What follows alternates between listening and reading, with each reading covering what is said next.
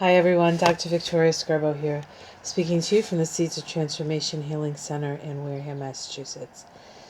So I'm going to look at the astrological chart of Representative Tulsi Gabbard from Hawaii. She is one of the many Democratic nominees, Democratic candidates going for the nomination, the Democratic nomination for president. And she has not yet made the third debate. And the next person I do after Tulsi will be Marianne Williams, and she has also not made the third debate. But I believe that, there's a chance that she will, so there's that. But I think that she's a very interesting person to look at as far as her astrology, because she is a very, people have very strong opinions about Tulsi. And they either really, really love her or they're petrified, as far as I can tell. Okay, so we're going to take a look at Tulsi, and I have her date of birth as April 12th, 1981, and I have born at 6:16 a.m. In Leone, Samoa, American Samoa. Okay, she is. Her mother, I believe, is Samoan, and her father was in the Navy, and they met and had Tulsi, and she was born in Samoa. Okay, so let's take a look at Tulsi. She has a very, very interesting chart, and we're going to do it from the perspective, of course, of evolutionary astrology. I just want to make sure you can see it, so just give me a second here. All right. All right, let's see if we can get, I'd like it up just one more. I just need to find another something to put under here. Let me try this. This might be too much. Oh no, it's perfect. Awesome. Okay. So here's Tulsi's chart. And as I have done in other charts, I have highlighted her Pluto in pink here. And we have her Pluto polarity point. I actually had to put it out here in the margins because she has so many things actually exactly conjunct the Pluto polarity point, which says something about her immediately. And then we have the nodes of the moon here. Okay. Now, one thing that you'll notice about her chart is this is, well, you may or may not notice about her chart, but this is somebody who has a very specific point of view. This is somebody who has, if you were going to say this woman is on a mission, you wouldn't be lying. This woman is on a mission. So let's see what that mission might be. Okay, so if we look at her Pluto, she has Pluto in Libra at 22 degrees. I'm sorry, I can't see it backwards. 58 minutes, sorry, of Libra. She is the Pluto in Libra generation. Now, one of the things about the Pluto in Libra generation is generally they are very, there's this sense of like sort of holding back and balancing things out and such. If she does that, she does it on an internal level. You don't really see it on the outside. Although Pluto Libra is the sign associated with peace, but it's also the sign associated with war. And so war and peace can become issues for this generation. Of course, this generation, we see this in her chart, we see this in Pete Buttigieg's chart, is that both of these candidates have been in the armed service. And they were both in the Middle East. Okay, that's just because that's where we're at war at the time that they were old enough to be of service. So a Pluto in Libra is somebody who craves peace, craves balance. Now, she does have it in her seventh house. And the seventh house, of course, being the Libra house, sort of, if you, I hate using this expression, but it's accurate here, doubles down on the Libra energy. And so she also has Juno here. It is widely conjunct her Pluto. She has Juno at 1 degree of Scorpio. Juno, I just want to mention this now. Juno is an archetype of relationship, but it's also an archetype of taking care of those people who can't take care of themselves, the sick, the infirmed, the poor. And it's very interesting because Kamala Harris's Mercury is right on Tulsi Gabbard's Juno. And I just found it interesting with that exact sort of conjunction there, that there would be issue between them, and that Tulsi sort of went after her the last time, and it seemed to really hit home. And I think it's this connection that does that, because Tulsi pointed out that she didn't. I think the issue was around cash bail. I think that was part of the issue that she brought up, and so that would be taking care of people who can't take care of themselves, which would be the poor, right? The poor. Okay, so let's go back to Tulsi. So in order for her as a soul to evolve, she needs to move in the direction of Aries and the first house, because that's where the polarity point of Pluto is located. Now, for the most part, as I've said before, the direction of Pluto is an unconscious energy. And yet practically exactly conjunct, just minutes away, her sun sits conjunct her Pluto polarity point. Not only does her sun, but her Mars and her Venus do. She has Mars, the Sun, and Venus all in Aries, okay, all conjunct the Pluto polarity point. But that also means it's opposite Pluto. And so whenever planets are in opposition to Pluto, we can, the oppositions are tense aspects, okay? And one of the issues with oppositions, and especially if somebody has such a powerful opposition with Pluto and the Sun and Venus and Mars, the Sun is who you are, Mars is how you act, Venus is what's important to you, directly in the crosshairs of the Pluto polarity point.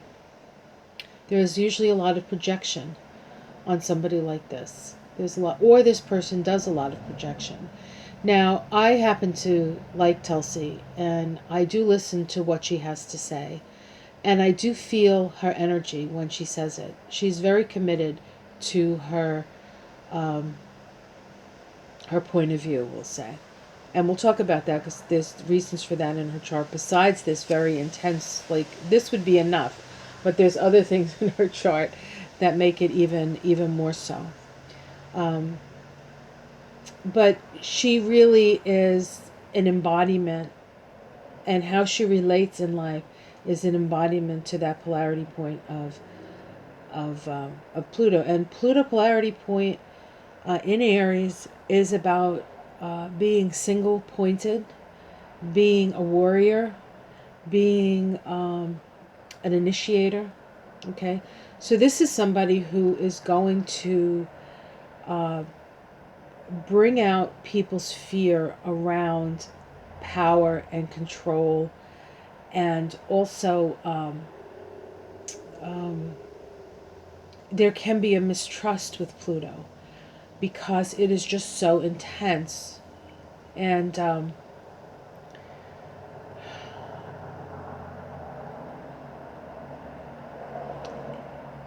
so she is very intense. I don't actually know a better word to use for her. And this makes people uncomfortable. People, as much as we complain about politicians, not being forthright. Sometimes that, like Biden is very schmoozy. He's very emotional. It's a different energy. I mean, it's there's so much water and so much Scorpio in Biden's chart. Um, there's a lot less directness in somebody like Joe Biden, and uh, people sort of like that because there's always this possibility that maybe he could be talked into something else, or there isn't that energy with Tulsi. Tulsi has decided where she's going to focus her energy, and that's where she focuses it. And that single pointed Aryan energy can be very challenging for people because it forces people to change. It forces people to look at things that they're not willing to look at. Okay? And so this is some of the issue with Tulsi, and why she brings up, I think, why she brings up so much um, um, conflict in people. Now, she's also loved, or I shouldn't say loved, but she is, the conservatives seem to like her, which of course makes the Democrats, most Democrats, not trust that the conservatives like her. One of the reasons the conservatives like her, because for the most part, the conservatives, as a party, are anti-interventionalist. They're really not sort of into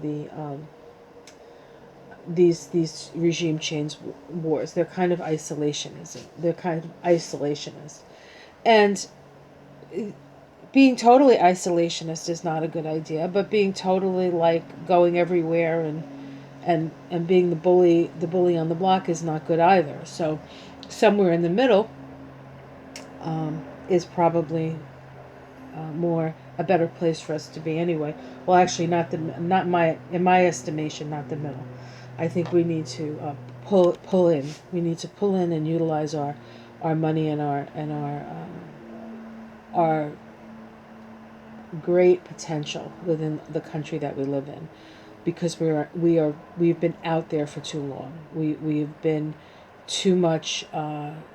Too concerned with the outer world, and the inner world is falling apart. And of course, we're going to be having a Pluto return, and so, and what is interesting is that next January 12th, no, to 2020, we're going to have a conjunction between Pluto and Saturn. This happens every, what is it? The last time it happened was 1982. So, what is it, 38 years now it's been? I think it does depend on what sign Pluto's in, because Pluto spends different times in different signs. Maybe not, because Saturn's involved. Anyway, that whole configuration is actually going to be square her Pluto polarity point, and her and all of this. So that will be happening up in her 10th house, and it will be squaring this whole configuration. All right. So far we've talked about the Pluto stuff, and Pluto is, like I said, mostly unconscious. Where she is conscious is the nodes of her moon. And this is how Pluto will work. Pluto will work through the south node of the moon in a conscious way. She has the south node of the moon in the 10th house in Aquarius. Aquarius is a very tribal energy, and her mother is comes from a tribe, right? And so and she has been in the military, and the military is sort of a tribe as well. And it's in Aquarius, so there's a sense of equality where everybody is equal here. It's about sort of being one of the crowd here.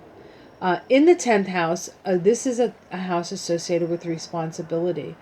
So this is somebody who understands the responsibility, okay, to the collective, to the group, all right.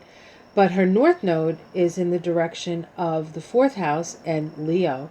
And so Leo is about becoming self-aware. It's about moving into your heart. It is about creative self-expression.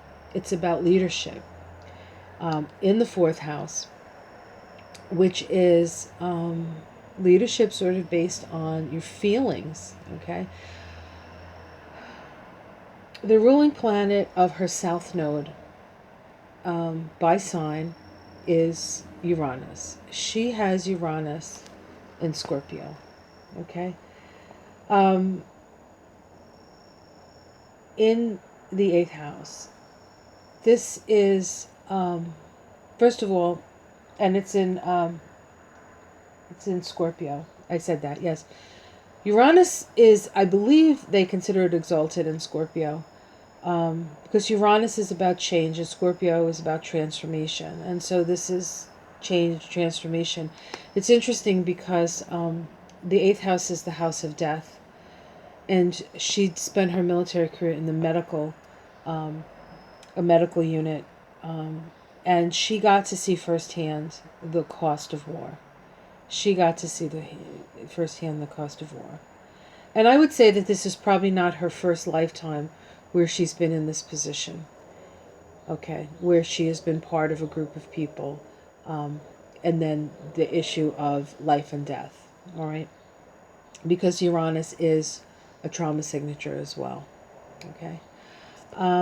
By house, the ruler of her south node is Saturn, and she has Saturn in Libra, okay? She also has a conjunct Jupiter. Both Saturn and Jupiter are retrograde. When you have Saturn and Jupiter are social planets. It's how we sort of interact in society. Jupiter being the expansive principle and Saturn being the constrictive principle. When you have them conjunct, it's a special time. Okay, these two planets will conjoin each other every 20 years. It's generational energy. It is in a balsamic relationship, Jupiter to Saturn, and so Jupiter is releasing or surrendering to Saturn. Saturn in Libra can be the structure of peace. Okay, she does want people. She does want diplomacy. She believes in diplomacy here. Okay, it also happens in the sixth house, and the sixth house is the house of the military. So she does have a very acute consciousness of duty, and she talks about the presidency as being service to others, service to others. And we can see that right here. We can see that right here. And so that's where she's coming from. She's coming from a place where she has seen uh, the the dark side of the military and war, we'll say. She is coming from a place that believes that we have a duty to each other, to one another, to serve. Okay? And so we can see that. Now, her north node, her direction forward, is in Leo. And you might say, well, the north node is where she's supposed to go. So let's see. then all that stuff she says maybe is the past, but it's not, because the ruler of the north node in Leo is her sun. Okay, by sign is her sun, which is exactly opposite of Pluto. So so this is somebody who's very directly plutonic and transformational, and that's part of what she's doing. Her moon, her emotions in this lifetime are on the side of her north node, so her feelings align with her destiny. And this her node is conjunct, and her moon is conjunct the north node of the United States. So she is very much connected to the United States. The other thing is that her Mars is connected to the Chiron of the United States, the Chiron in Aries. And so she, with Mars energy and Chiron, it's like she's prodding the wound of America. She's prodding that wound, and that is not comfortable. And this is another reason why she is I think, a figure that people people like her, because as far as they can tell, forthright, and people don't like her because she pushes people too hard, too fast, and too intensely. That's what I would say. Um,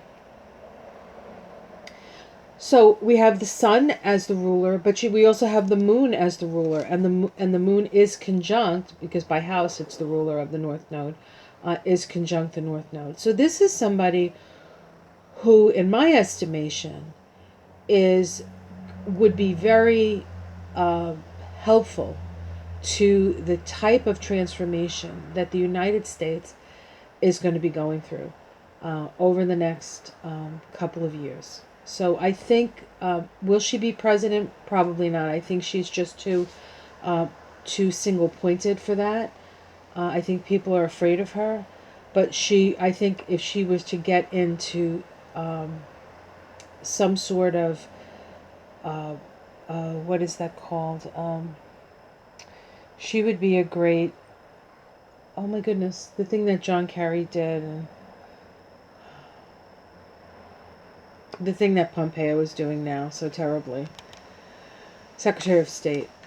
I don't know who would have the gillones to make her Secretary of State, but I think she would be a great Secretary of State. I really do. Of course, everybody's going to scream and yell and be crazy about that. So, you see this here? I would say the one thing that I would say about Tulsi is that she is somewhat of a firebrand, and her idealism could shoot her in the foot. She's very direct, and there's there's a lot of idealism here, and she believes in the truth. The only problem with this is that she would have to really be on point with her truth, because if she were to sort of go off her truth, it could be very destructive. Okay, because of that, I feel when I see her that she is on her truth, and I think she's pointing out the things that need to be pointed out. I'm just curious. I know that she's going up against the military-industrial complex, which is very, in a way, very dangerous for her. And the person that warned us of the military-industrial complex was Eisenhower, and Eisenhower was a Libra. I'm curious to know what degree of his son might have been. Because there might be, I can see a connection here with Eisenhower and her. But, all right, so that's what I want to say about Tulsi. She does have Chiron square the nodes, but it's very, very wide. And Chiron in Taurus, there is issue of self-worth, self-esteem, values, the rights to be alive, and I can see that in the way that she cares about both her comrades in the military and the people in the countries that we attack. You can see that in her. So I really think that Tulsi is an amazing soul. And but I think she scares people, and I can see why. She doesn't scare me per se, and I think she's going to be an important player in the future of America, and she doesn't have to be president to do that. So, all right. So that's what I see about Tulsi, and I'm going to do Marianne Williamson next. Even though she is not in the third debate either, she has a very interesting chart, and we have a lot to learn from her as well. Okay, I hope you enjoyed that. Like and subscribe, and I'll see you again soon. Bye.